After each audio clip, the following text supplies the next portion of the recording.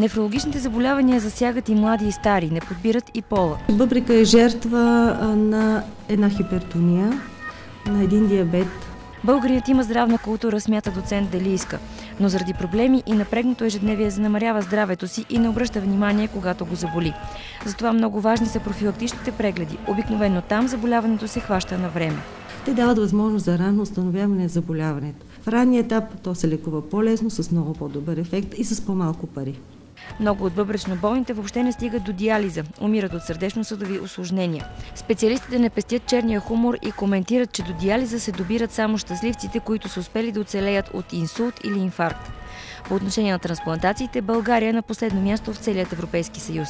Има възможност да се увеличи брой на трансплантациите категорично. В Световния бъбречен ден е важно да припомним, че нефрологичните заболявания засягат значителна част от българите и че всеки от нас би могъл да помогне да бъдат спасени повече животи с трансплантации. Дарявайки орган, даваме шанс за живот. Така правим своите дни пълноценни.